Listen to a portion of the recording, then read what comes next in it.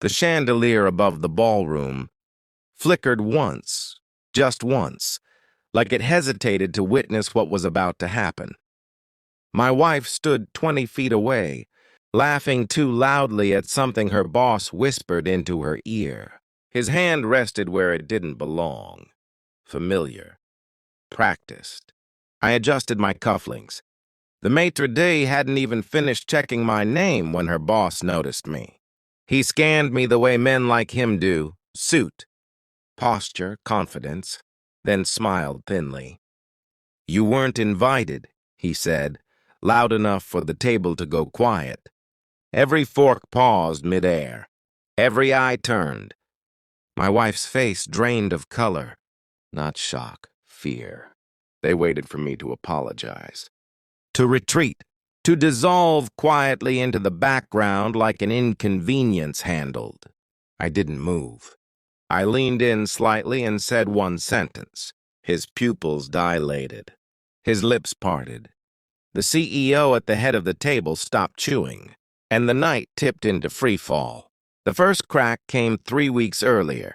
A text message lit up my wife's phone while she was in the shower. Just a name. Initials, actually. M. Tonight confirmed.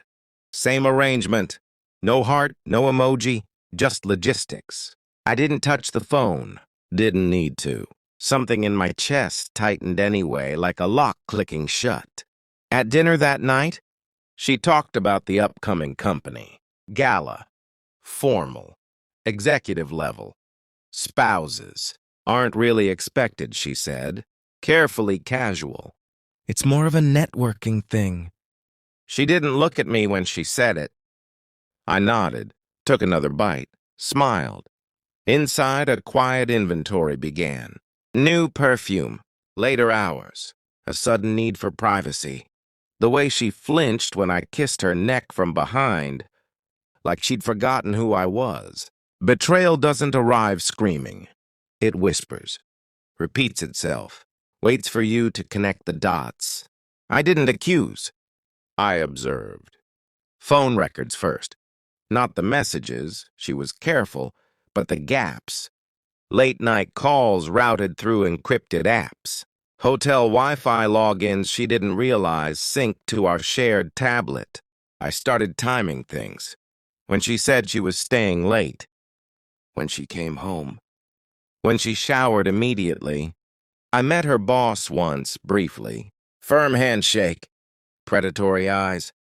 The kind of man who mistakes access for ownership. I ran his name through public filings, then private ones. I learned what scared him and what would ruin him. All the while, I played my role. Supportive husband, attentive, present. I kissed her goodbye every morning and told her I was proud of her. That was the hardest part, because by then I already knew. The proof arrived in a PDF. Expense reports, reimbursements miscategorized, corporate funds redirected to shell vendors, hotel rooms booked under consulting aliases, and then the photos, not explicit. He was smarter than that, but intimate enough. His reflection in the mirror behind her, her dress on the floor, his watch on the nightstand. I didn't confront her immediately. I waited. When I finally slid the folder across the kitchen table, she didn't open it. She knew what it was. "How long?" I asked. Her mouth opened, closed, tears gathered. She reached for me. I stood. That's when she understood. Not that I knew, but that I had already moved past the point where her explanation mattered. Which brings us back to the ballroom. Her boss straightened after I spoke. Tried to laugh it off. The sentence I'd said was simple. "I'd like to discuss the Zurich account before the auditors arrive." Silence. The CEO set down his glass slowly. "What account?" My wife's hand trembled around her champagne flute. I smiled at her boss. Calm, surgical. "You used company funds to finance a relationship," I said. "Hotels, travel, gifts, routed through Meridian Consulting." "Which doesn't exist, but the paper trail does," he stammered. Tried to speak. Couldn't. I forwarded everything to the board, I continued. And compliance. And your wife.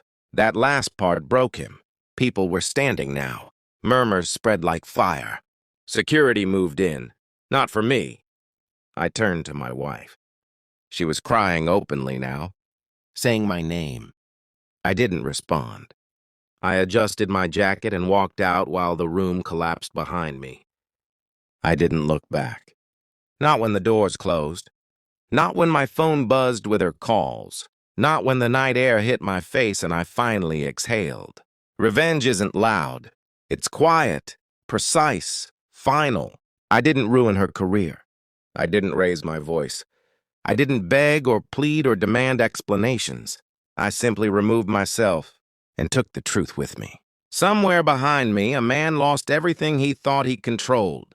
Beside him, a woman realized she'd underestimated the cost of betrayal. I kept walking. By the time I reached my car, I felt nothing at all. And that's when I knew I was free.